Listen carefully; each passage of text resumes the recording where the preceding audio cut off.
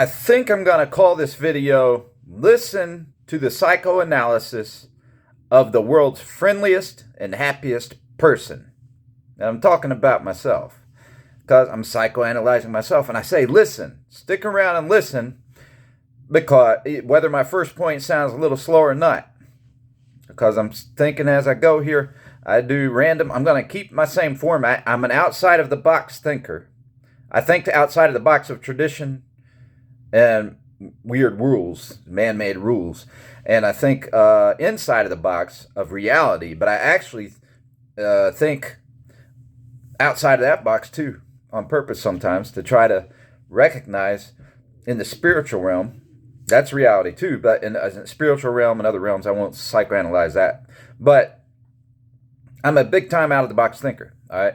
So do I really think I'm the friendliest person in the world? The Bible says don't compare and all this stuff, and I'm not comparing and competing here, but it may sound surprising to you based on what I say. We got this. I'm not going to stick on political subjects. I don't know what'll come up because I use those things as examples a lot. But you should hear all the points I make, because I'm going to make points nobody's ever made. I am a very different person, no question. I know it more than anybody else. I'm very different. You could say crazy in some ways, but a good crazy, and I make my good crazy be a happy crazy and all that kind of stuff. But I am the reason I am the way I am. I think that I believe God did give me a gift, okay? I'm going to make this statement, and I've heard Donald Trump say it before, but I think it's me. The most non-racist person in the world is myself. And I can say that with confidence because I don't know who else has promoted one human race more than me, has promoted the truth of that, who's promoted those things. So it's easy. People look at you, and if you're not allowed, our country has done things backwards. So I'll just say this one political subject real quick, to outside of the box though. I'll say the weirdest thing about our country, and I can't figure it out, is that the people are in the fire. In general, there are people that are in the fire are blaming and hating on the persons who are trying to squirt water on the fire, and claiming that they hate the fire, and that the people throwing water on the fire are the ones that like the fire and made the fire. But so the question is, do the people in the fire, are they sadists? Do they sadism? Do they like the fire? Do they like violence? Do they like pain? Or have they been lied to so much that there's probably a mix, by the way. So it just blows my mind. I just make this is the political point I'm making here. It really blows my mind how people claim to be against slavery and racism, and then they support the Democrat Party of slavery and racism. And they somehow, so are they really that tricked and deceived by it? Or are they part of the game? And they're godly, they hate God, most of them that fall for their lies. But okay, so let's go into my psychoanalysis. That stuff blows my mind. And so the fact that I stand up against it, they've changed the definition of racism. And I'm not one that's usually picked on for that somebody lies about as being racist. It's pretty hard to tell that lie. But I stick to the most fundamental definition of anybody in the world. And the gift that God has given me, I think, from a young age, I came up with the definition, the terminology, the pointing. I'm the one that started pointing to Noah's Ark. I'm the first person I've ever heard do that and pointed it out. So that we all came from Noah's family after the flood. I'm the first person to say evolution is real racism. Creation shows one human race from God, Adam, and Eve. I'm definitely the first person to keep repeating it over and over and again. So I can't say, I have heard stuff I thought I came up with just original. And then I've gone back and heard Billy Graham sermons from the 1960s, and I heard him speak on it. And I'm like, I thought I was the first that ever came up with that. And I've heard also Martin Luther King say stuff I thought I was the first to ever come up with. But I didn't get it from him, certain things. I came up with some idea myself and heard Martin Luther King say it. So I'm not comparing myself to those two guys. But, I have a different I'm different. I'm an outcast in society. I'm a failure. Those guys were successful. I'm a failure more than I'm the biggest failure on the planet, probably. One of the biggest failures, literally. And as far as just being successful and all. So, but I have the clearest understanding of, and don't get bored with my points and just tune out. I guarantee you there's going to be some points that come up in this. And maybe I have to do a part two because I can't believe it's 5 minutes in and it took this. I did not think through, I thought through this morning how I was going to do this subject and how am I going to get somebody to listen that tunes in. I think because, Facebook and YouTube blocks me and all that because I'm the friendliest person in the world. No, because they don't know that. They know I argue politics. But underneath my psychology, the reason I talk this politics and controversial politics is so here's the psychoanalysis point of myself. I hope I remember the last point before that. But here's a psychoanalysis of myself. I'm going to keep this format, too. I'm not going to be a speaker that does outlines. I am rejecting, not everything, but almost anything a speech teacher would teach me. I'm here to be, I would like to have, at some point, I may have questions. I'm probably best at this format when my mind's sharp on certain subjects. And I'll tell you, some days it's not. But I can answer more questions than almost anybody. People 10,000 times smarter than me. But I have a lot of stuff filed into here in the out of the box reality realm, more than most people. I'll tell you that. And that part of it's because of my failures, because of my sufferings that I've gone through in life and studying different cultures and being a reject and all that. That's given me time to study stuff and evaluate. This is real. This isn't real. Like, for instance, why do I teach? Some people might think, so Bobby, he's always teaching people to get along. Why does he care? Why is he always trying to save the world, fix all the world's problems? Some people say that. He needs to quit trying to fix the world's problems. Well, I've heard that too. But what difference does it make? I mean, this is on it, true. So let's say everybody does what I said, what I teach, what Christ said, right? I get it from Christ, right? So what's different? And I'll still get back to, let me just point real fast. I've understood one race since I was very young. I believed in Christ at a young age, right? So, and Christ does not save us from everything right now. He does not save us from our stomach. No. So that's why I contend with the addiction stuff too. He does not save us from some of our physical appetites. He gives us a new spiritual appetite. All right. So, but we have to work on our physical appetites. And some rules, man-made rules, got it all wrong. So some people say I've sinned when I haven't sinned.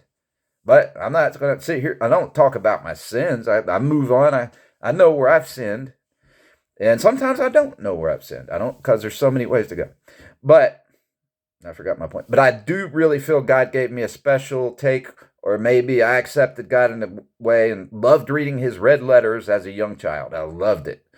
And I had family that would brag on it or whatever, and I'm thinking they're interrupting me. I'm really trying to learn and grasp what Jesus' words are. All I did is read the red letters when I learned how to read.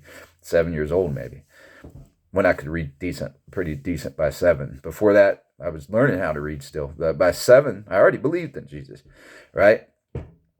Jesus healed the blind man. So there's stuff that's special about me in a sense, but I don't know why. I mean, I've chosen it. Really, it's not, I don't know how I got a special perspective, but in some ways, everybody has talents. So, but why have I been the friendliest person in the world that I've ever seen, right? Okay, we'll say it like that. I've never met a person as friendly as myself, and I can qualify that. And so all this, actually the politics I teach and taking a risk to tell the truth and all that and working and still have a drive to keep going. Here's the part that's special about me, and I don't know if I'll probably get back to some of those other points, is that I feel like I'm the happiest person in the world. And I get lonely being happy. And because part of the reason I share everything, I really feel like, how come they're not happy? How come they don't like good things? I want people to be happy as I am. And if you can't talk about anything, look, think about this. I get to talk about every subject I want. And actually, I still tame it down. There's stuff I want to say and do, and then that is good. And we should be able to share everything. Nobody knows the truth about everything. Nobody knows the reality about everything, especially not the people who hate it and reject it. So how do you distinguish whether something's real and true? I do that all the time. I'm into it. I'm addicted, and I should be, and we should be, to wanting to know the truth, because addicted for this reason, because we want to rescue people. If you've already got Christ, you've already got heaven. You want to rescue people. And I got happiness because of that. I do have happiness. So am I weird? What's the crazy side of me? So I'm talking, this is a different form of angle of hearing me talk. So I didn't even finish saying, here I go again. But let me go back and forth. Fine. So I didn't finish saying I'm not going to do the formats. I want a discussion format. If I had a question answer time, I'd be good with that. And that's kind of why I like this format, and I'm going to keep this format. And this is the kind of format people can expect from me. Similar to this format, right? Except for my 15-second videos. Because I'm analyzing. I'm an analyzer, and I'm doing some of it out loud. And that's the way I'm going to talk the best. Because, look, I'll tell you, I didn't want to go into how my brain works. I'm not good with memory. But the thing is, I did a subject on a video this week. Is Christianity a made-up religion by a white man? And that's one of my favorite videos. I did it on my Motorola phone. And my Motorola phone won't download it to Facebook. It doesn't have Facebook doesn't have the propensity to break through the slowness of how it downloads. On this phone here, this will download, and it's the chance if I go over 45 minutes to 50, YouTube or Facebook might not do it, but this phone, it will usually this is a better phone for that. So this phone has a better camera when I do black and white. This phone is quicker to download. So next time I know, and the Motorola won't take a good picture, and I can't turn it black and white if the colors are off and stuff. This one I've turned to black and white because the only problem with this phone is it is a refurbished phone, and the camera just has you turned red and everything else, and it's the best camera, the most clear camera, but it has you turning red and pink. But I like this. I actually like black and white. I like the style and everything. So, but it shows my texture a little better. To me, it's cool looking, the whole picture. So, that's a real life example, though, of how I think it's coming still. So when I thought of that video, though, I'm like, I need to do that video over if I want to show it on Facebook where people can see it. Now, I did put my YouTube video on Facebook, but people don't take time to open that. But when you download to Facebook and somebody's scrolling, they automatically see the sound comes up, right? And when you do a Facebook post and stuff. Maybe I shouldn't say that because Facebook might say, hey, we need to stop that so they can't hear good people. But, good people, it takes power away from us and spreads it out to everybody so people can self-empower. And they teach self-empowerment. The liberal Democrats, they teach self-empowerment, and they're really they're taking power away from people's privacy, self-privacy choices and all that. Okay, but the way I think is I can come up with a subject, and I've studied them so long. But in a few hours, I might have gone through, literally, when I go on Facebook and stuff and YouTube and search stuff, and when I get something done for Thanksgiving today, I was trying to find some cross pics, and they were blocked, and I've got some of my favorite pictures way down, hard to find. I didn't have time to find them. Posts like about with God is Love cross, I couldn't find that. I didn't have time to, I'll say. I could find it, but it'd take forever. And so I need to take time to make new groups or new places to save it and stuff. And Facebook the other day said you didn't share. I don't know what post they took away from me, but they said we got rid of this post because you only shared it with a few people. I don't know what post that was. That's a new thing. But they do all kinds of stuff. And it's frustrating because Facebook is the best. It has the best format, the easiest format for sharing and all this. But they block people. I mean, they black people. I guess some, I've seen people who do good subjects like I do, right? I do have the best subjects there are. So I may not have the best delivery capability of a format like a speech teacher would teach you, but look, I've created the answer question format, the live analysis format. This is very personable format. I like it. It shows my personality in a sense, but with my thinking cap on, because I don't want to waste any time. So I could sit there and say, but anyhow, but what I do is I think of a subject when I've been holding some of those subjects I've done on videos recently, wanting to get to them for a long time, but they stay in my head and they stay in my head. And then when I come to the subject, I already know pretty much what I want to talk about it. But when I've done it and done the job, I'm ready for the next subject. And if I go back to that subject, well, I remember I've forgotten my outline. There's a natural outline that sticks in my mind. So I don't have a good memory, but some things I do have better memory than people. But I don't with the fact checks, the facts and all that kind of stuff, the dates and all those. I don't remember names and dates, but I do remember what's important. I mean, there's a lot of history between Jesus and Abraham Lincoln, right? And there's a few people that were really important to the whole of history as to what's relevant to life and death today and to what's peace today. And I'm good at that. Just stands out in my head. And I remember, and I take those stories and I use those, and we learn a lot from those. And that there's a lot of good stories in between them, but those are pivotal points of history to remember.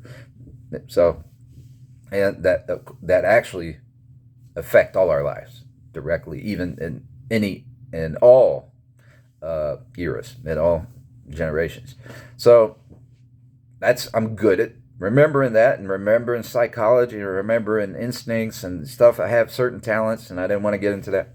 But so for whatever reason, I made that video. And if I go back to try to do it again, because it won't download on the phone I have it on, then I can't, I might not remember the points I made last time. But what's good about me, though, I make live analysis. You're going to hear me say stuff I've never even thought of before until I started speaking it. And that's why I believe in speaking to people and stuff and talking truth, because every time I've talked to somebody in the streets anywhere, and they've been open to discussion, then we've had a discussion. I'm like, hey, I just learned something new talking to you, even because you challenged me on this, or because I was talking it, and it just, every time you look at something, you see something new about it.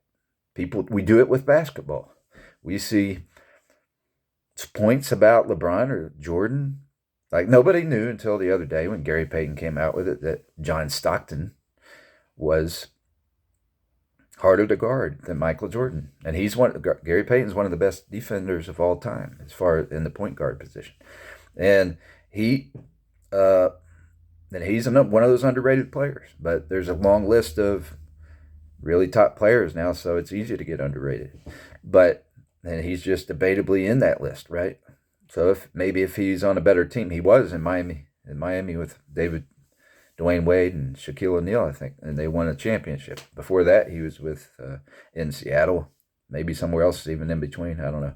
Seattle and anyway, his center or his power forward is one of the better defenders of all time, I think. Now, and I didn't know that. He could go up in the ratings, but they weren't a championship team. I don't remember if they got close, how close. But anyway, I study basketball statistics all the time, and we've overlooked that.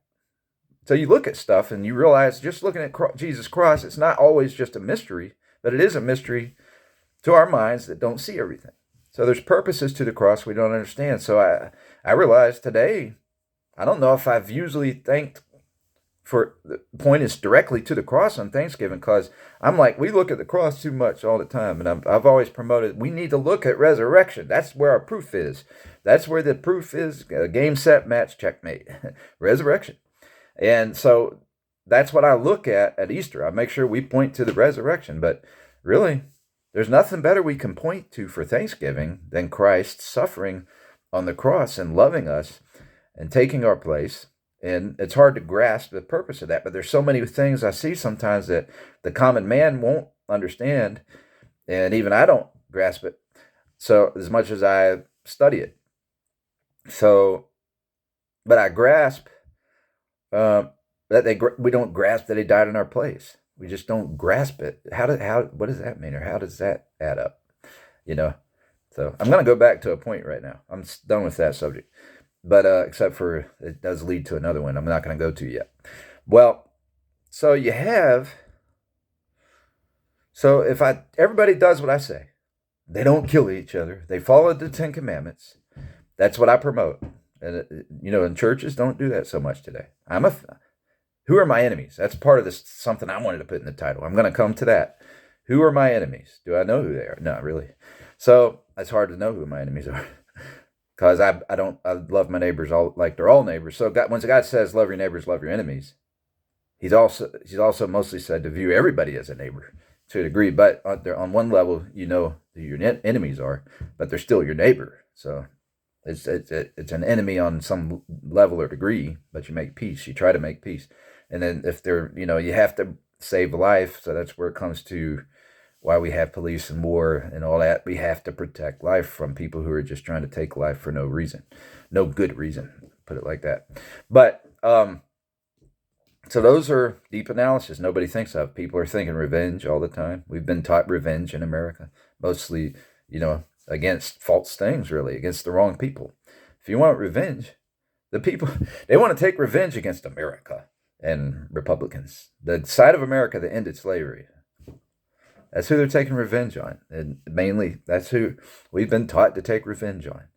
And really, if you're going to take revenge, take it on the Democrats. But I don't believe in revenge. I believe in telling the truth and teaching people to comply with, and having law and order, police. In other words, teaching people to comply with the Ten Commandments. Don't kill, don't steal. Those are the top neighborly laws. God gave humanity those laws to govern with. And they're good laws. You don't have bad police. It's hard to have bad police that support those laws, right? Now, you can have hypocritical police that support those laws, and they can be bad. And then you could have some that just don't understand it quite right. But they wouldn't be that bad, that type. But we're not promoting those laws, all right? So, but if everybody does what I promote, what I teach, and when I point to Christ and the Ten Commandments and I'm teaching, wish my nose wasn't itching, but maybe, so, and it's not stopping. Maybe, what did I take? Aspirin? Anyway, I'm fasting today. That's on Thanksgiving. I'm fasting.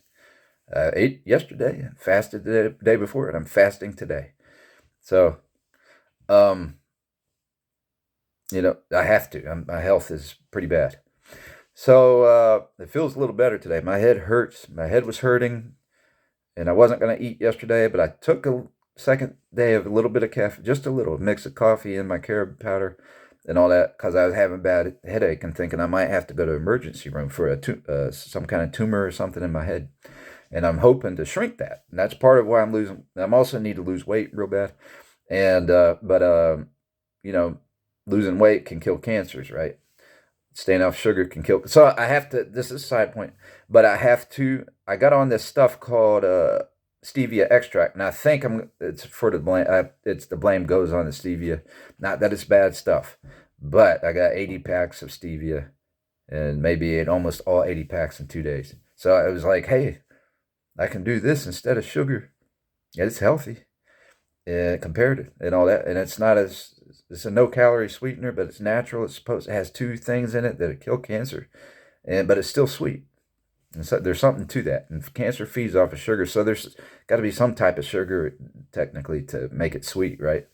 But anyway, I'm eating those like candy and saying, look, I don't have to eat chocolate. I have a sugar substitute, and I got addicted to it. So I was trying to cut back on food, but when I'm snacking, I'm eating that, thinking no calories, and I think that's what made my head start hurting, because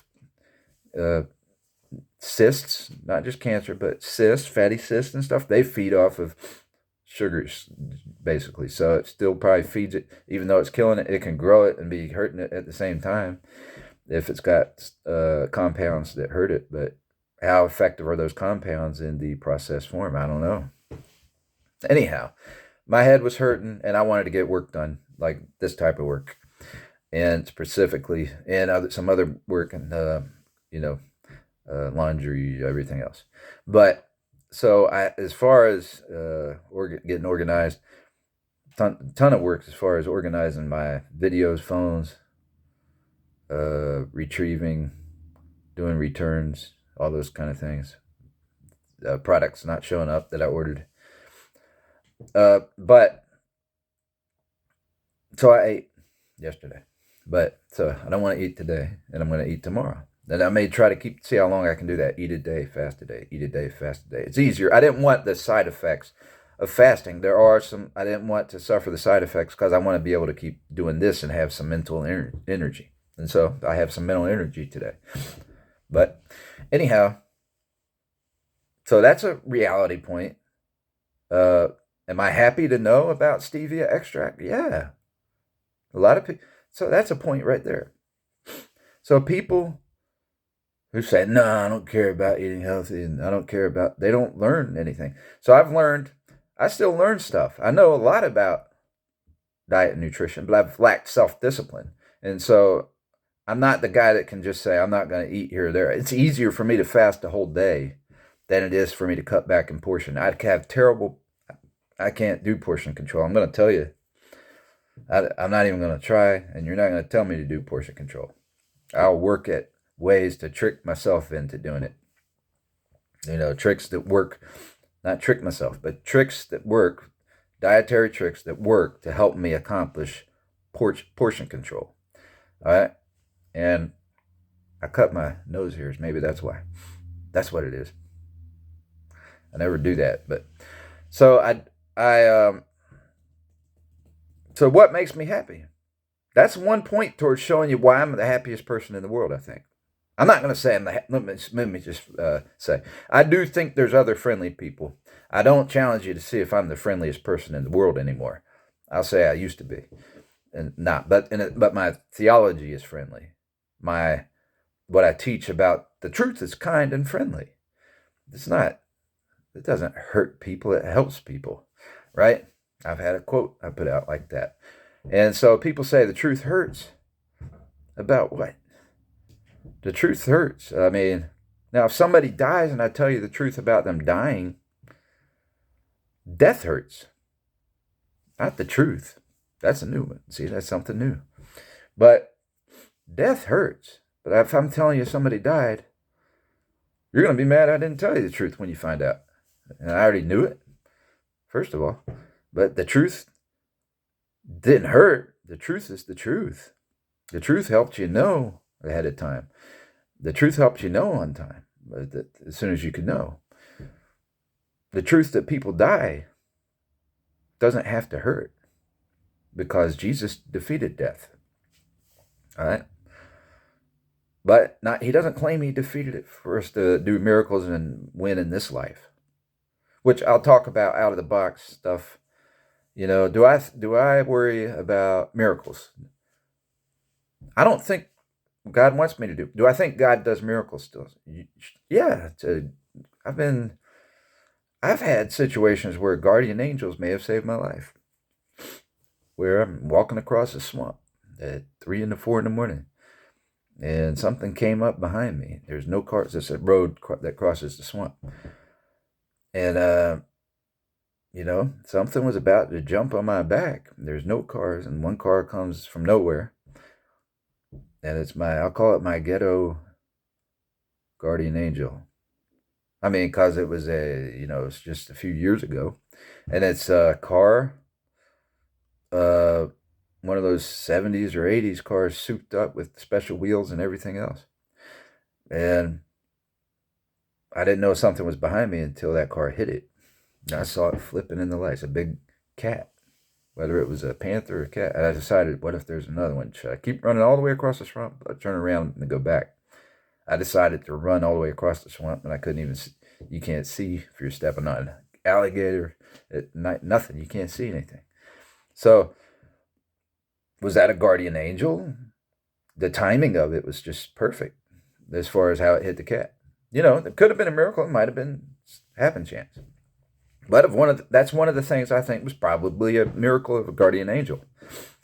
And it was my ghetto guardian angel. I mean, ghetto, somebody apparently, well, who knows where they live, but had what you call one of those ghetto style cars. And I think people call it that, I guess. But and it was so it could have been somebody what 4 in the morning going to work. It could have been, but it's somebody that's into that. A lot of times they have those shows, and it's not always gangsters that are into those shows. It could have been a gangster. It could have been an angel dressed up as a gangster in a car like that. Who knows? I don't know. But I'm not looking for miracles. I don't think we're supposed to look for miracles. I'm not doing this. I'm expecting miracles.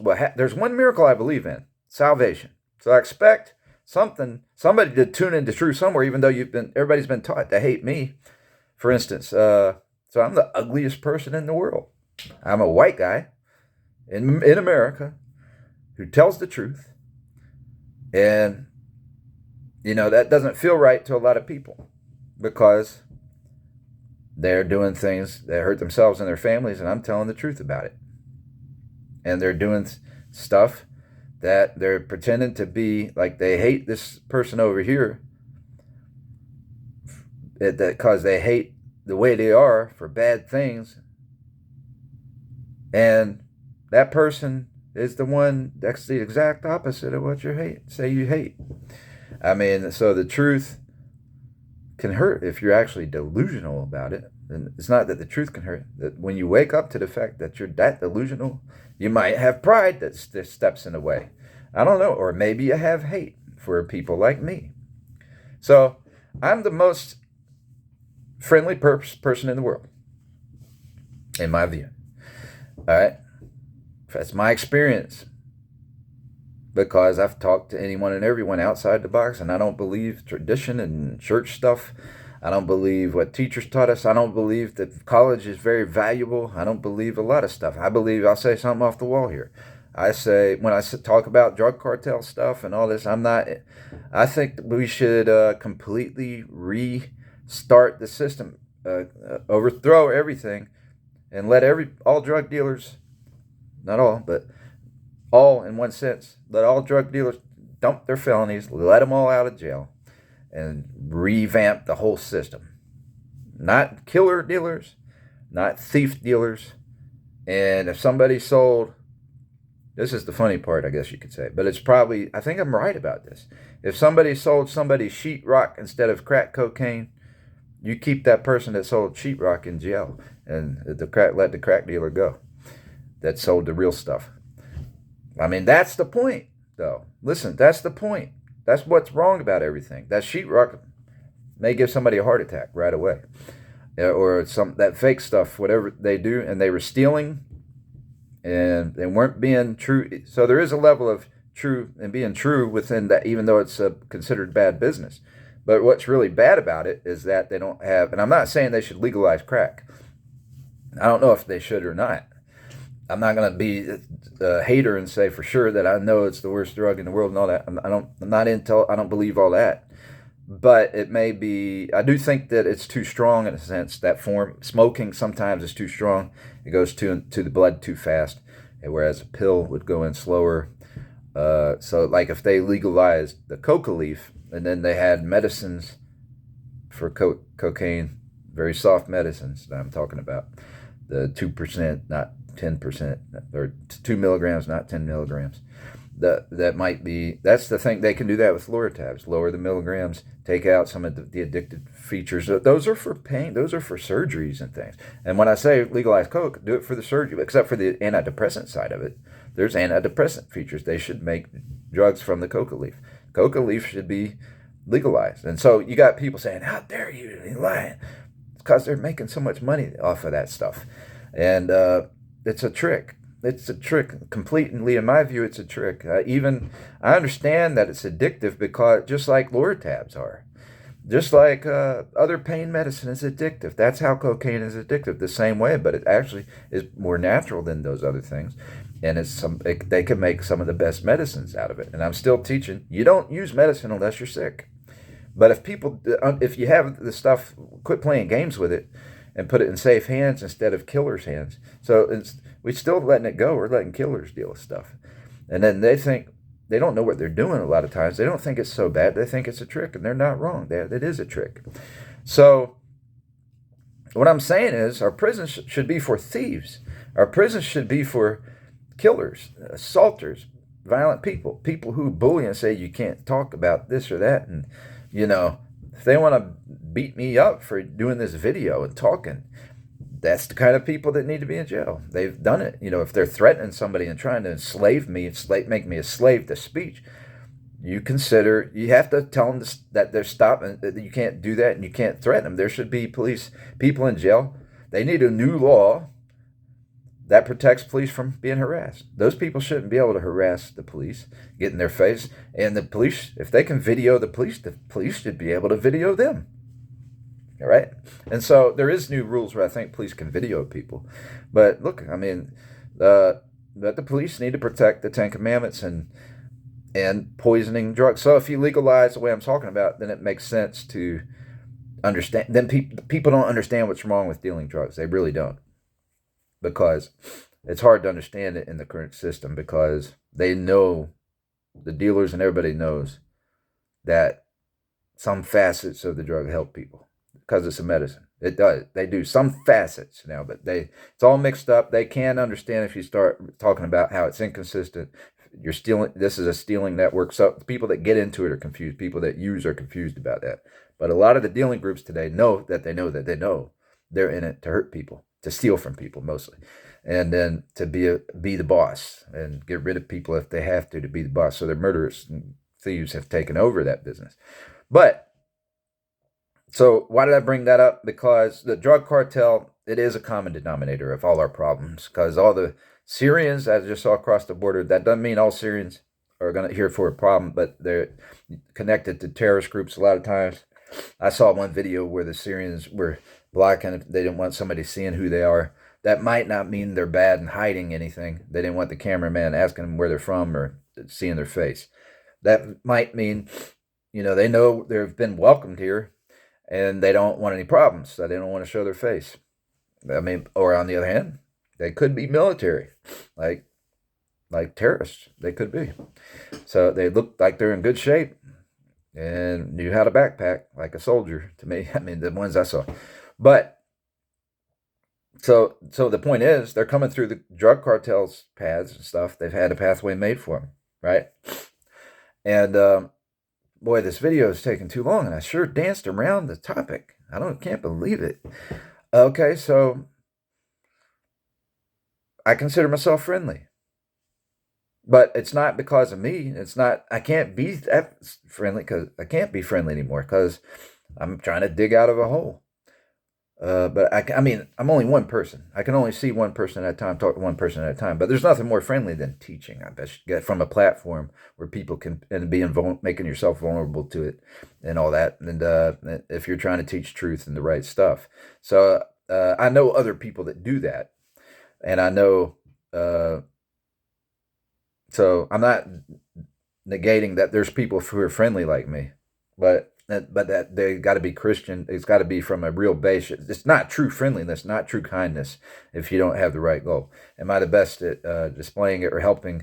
I like to teach people to be friendly because I can't be friendly to everybody by myself, right? I can't be neighborly to everybody by myself. I have to teach other people to do it and respect it, and I have to I have to demand that.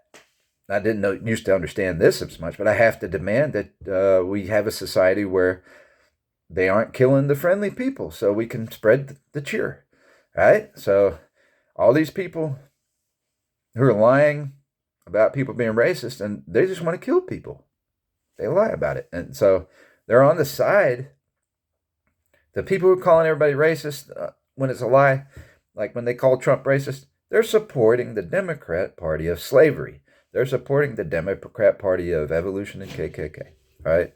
And they won't let me explain what's wrong with evolution. They call that hate speech. If they can stop me from, unless they understand it themselves, I'm hoping they understand where I'm coming from. One human race, God, Adam, and Eve. We're all neighbors from Noah's family after the flood. I had an understanding that that's where I'm the friendliest in the world, I would say. The most non-racist person in the world. I do think might be me because I've not seen other people do it. I'm sure some people share my sentiment, but they have different talents than me. They've had more success than me. Because of my unsuccess, I've had time to meet a lot of people. Put it like that. And I've had time to assess people who are taught to hate me, but don't really hate me in their hearts, but they're taught to hate me, right? So so I've run into a lot of those people, and some of them have protected me, all right, amongst people who hate white people. I've met a lot of people who have been taught to hate white people, and then they still don't. They still recognize if a white person is kind, even though they've been taught not to ever trust a white person and stuff like that, right? So who's teaching that, though? And they pretend it's not just taught by Democrats, it's taught by people in those circles in the same ethnicity have made slaves out of each other. And it's the ones lying to them that make them slaves, and then won't let them speak to white people, because white people are people. So I'm planning to write a song today, a short song. And I can say it because maybe nobody's going to see this point until I've already written it.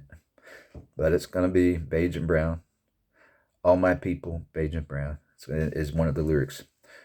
And it's on Thanksgiving, being thankful to Jesus for defeating death for all my people, beige and brown, beige to brown. Because, you always hear the black ethnicity, people of the black ethnicity, always talk about their people. And nobody else is their people. Now they're starting to include Asians and Hispanics so they can hate on whites. But I'm including whites and blacks and Asians, Arabs, Indians, everybody. When I say my people of the earth, that is. So who's my enemies? My enemies technically are people who don't believe in Christ, all right? Who don't trust Christ as God, who don't love. And then there's some who believe in Christ, and then they fall for all the rules that wouldn't want me to talk, because I don't talk the format that we're supposed to be taught in, the academic format. But I like this talk better because it's real. I can talk about so many things and write about so many things that the church gets wrong a lot of times, but I'm not all against it, because the church format and all that, the teaching format and the service having schedule and sitting and respectfully listening to people and all that, it protects respect for people and time and having an orderly way of getting a message out, all in honor of God. So it is an orderly fashion of worship. It's an orderly fashion of teaching. But the time is limited, and it just is because we have 7 days a week. All right. So, but everybody doesn't have the same talent, and I can't do what I'm doing right now if we didn't have churches, that followed those traditions, that are often misled by their own minds and viewing traditions wrongly, and overly dependent on traditions a lot of times. But those traditions have kept a lot of people safe. It's also kept the same people that, safe, and they're watching each other's backs, but they're also doing different jobs than me. These are stewards that hopefully I can do the stuff they've done too, to a degree. And I've learned from them to do some things I'm not good at, to a degree. People like that. So you need the wheels. You got the wheels. You got the doors. Well, let's say the steering wheel. You got the engine. You got the gasoline. I mean, it's all part of one car body. And I don't negate everything that when I speak outside the box on something, I'm speaking on context, freedom to apply things. I'm not trashing. I don't want to trash anything that, not disrespect it in the wrong way when I speak sometimes against church ways, because I'm not all the way against their way, but I'm against people being trapped into thinking they're supposed to be stuck. And I don't think I ever got to this point. This is a big point, and I have to end. I can't believe it, but I have to end. The point is, if everybody does, how did I keep getting off this point? If everybody does what I say, we're going to be sitting there twiddling our thumbs. Okay, we're all getting along now. What? There's nothing to do. We get along, all right? We're not nobody's hurting nobody. No, we don't have anything to fix. We don't even go to court anymore. We're sitting here bored and twiddling our thumbs. No, it does actually. It can seem that way, and we're sitting there staring at each other, respecting each other. We're not speaking because we don't want to offend anybody. well, you don't stay in that atmosphere. There are situations like in the, in a hospital waiting room. You don't want to talk and offend, uh, people are, you don't want to embarrass people with certain subjects, but that's because other people might think it's an issue or whatever. But so you go through those motions and be quiet and respectful and enjoy the fact that it's safe to lay your head back and take a nap or doze off if you're in that situation, because we've got a safer environment and you can look forward to other things and plan other things, and that's fun. And so let's say everybody in the world was saved. Would I be bored to death if everybody was already saved and believed in Jesus? God has other stuff for us to enjoy. So I do enjoy the uncovering lies all the time. I enjoy it. I'm happy about it. I'm happy to see every new truth, every new understanding of every truth I have. That's how I'm the happiest in the world in some ways. But when I say in the world, I see people that don't seem to be happy. And so my drive is this. I do want to say that psychologically, the effects of me believing in Jesus is that and trusting him and really in the real way and really believing we're one human race. I've believed that for a long time. And so I had to learn that we're different. And I fell for the trick that black people are victims. I fell for that. And I'm sitting there meeting a lot of black folks who I thought were victims and, befriending them, because I have heard people also that aren't as friendly to them. They'll say, well, you'll get robbed if you hang out with black people, all this. And that's not necessarily wrong, but I used to think that was prejudice. And it might have come from a prejudice standpoint from some people. So I steered clear of those kind of people. And so stealing is promoted, but you see the looting, it's promoted. Now there's Antifa doing it too, the white Antifa. But it's communism that's promoting stealing, black people to steal. But guess what? They're teaching their children to steal, and they're stealing from their own people, right? Not just other people, but everybody that surrounds them. They've been taught to live off of theft and be bullies and stuff, and they teach that in certain circles. And it's really drug cartel, common denominator. The drug cartel is teaching them that. So, and they are a part of the drug cartel. So they may be the biggest part. The black community that's calling everybody racist and lying about it, and why they're in the Democrat Party of racism and Democrat Party of slavery and calling the Republicans racist, that's a lie they're stealing by lying. And then, so that's the ones that actually do the drug cartel and actually use all that to teach people to steal and all that kind of stuff. And I forgot a point, though. So, and I got to finish, but I forgot a point. So that happens, and it's hard to get around. That's hard to get around that subject because it's big. And so, and some of them don't know they're doing it to themselves, and some of them do. So a lot of people, they're just caught up in a ocean of lies. I mean, so that's the Democrat tactic. You think they're clever, but really they just have millions of liars in the media and everything. So in media, we lie in our music. Not me, but the Democrat music, promoters of music. And, in every facet, they lie about marriage, what a family is. They lie about in every facet of society. They lie about what's funny. Now, you can make almost anything funny, but I can't remember my point because I'm under pressure to end this or it's not going to download. And I'm sorry. I really didn't get to my points. I might have to have a part 2. And this kind of random subject, it's harder, I dance around. Maybe some people don't want to listen to it. But on the other hand, if somebody wants to hear some real analysis and stuff pop up, this is a format that people can learn from. That they're definitely going to learn some things about, outside the box. That's outside the box and realize, hey, I'm doing something ridiculous. Like some people will say, you can't. I'm telling you, the best diet I've ever done. I've done it once before. Is eat a day, fast a day, eat a day, fast a day, and try to eat around lunchtime, like a brunch and 2 or 3 o'clock meal.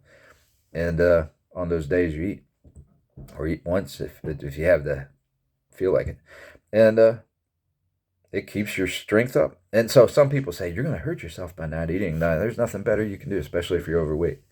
But it depends how much energy you need. But I function better. I've found out I function better without food a lot of times. All right, I have to go, and I wish I could remember some of the main points I wanted to talk about and didn't. But It's almost 50 minutes, and I want to, it's 15, 14, 13, 12, 11, 10, 9 till 50 minutes, and I want to beat 50 minutes. I have to. What makes me friendly? Well, so I have to say it. I'm going to take a chance here. Why do I think I'm friendly? Because I would go talk to strangers all the time. I'd look past, I'd forgive. Why did I do that? I mean, I guess it's special. From reading Christ's red letters, he spoke to the woman at the well. And I know everybody's not the woman at the well. I know we're taught to view things certain ways, but I feel people are forced into being that woman at the well a lot. So, especially by the drug cartel society and the race baiting stuff, that forces a lot of people into multiple wives and those kind of things. And then, but they're actually forced in it because they're bullied not to talk to anybody else. And some people might have 20 girlfriends in those kind of circles. And sometimes they don't want them to talk to another ethnicity or somebody from outside who might rescue somebody into a better type of life. God's way is happier. So, but what makes me friendly? I would talk to just anybody. I forget. I don't have time to think about it because I'm taking a chance here that it won't download. But yeah, I forgot to point that out though. I've been friendly to people, and that makes me happy because I learn and learn and learn, and I'm not enclosed and stop from talking to people. But I did meet a lot of dangerous people. I've put my life in danger a lot. I'm a walking miracle in a way. I've been beaten and all those kind of things, and come out not too bad, luckily. But I also got along the way. The reason I didn't come out dead yet, mostly, is because I would try to make peace my best, and sometimes even swallow my pride and be a pacifist. And I'd give people everything I have to save my life sometimes. And people think that's a waste of money, and you got to take a stand sometimes. But that wasn't the stand I wanted to take. I wanted to get to a point where I'm able to take this stand and teach a lot of people. So, because what I'm teaching people to do, I really believe I'm saving people from hell with my words. I'm helping extend Christ's salvation to people away from hell into heaven. And he's given us all the evidence in the world. I mean, he's given us tons of evidence, and we overlook it. And I still can't see it all the time. I still have a physical body. I still have a stomach. I still have temptations. I'm the friendliest person in the world. I've never been the meanest person in the world, but I'm an irresponsible person in a sense. In another sense, I'm more responsible than other people because I've been more responsible to love my neighbor than most people, right?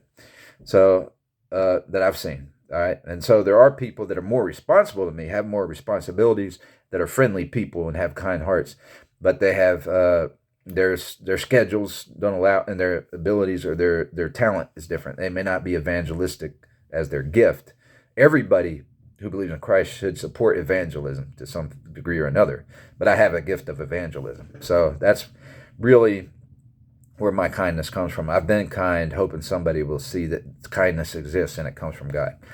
But I didn't always give those words. I showed kindness. I didn't open my mouth because I wasn't allowed to speak, for one thing. Most places I would go, most of those rough places I would go.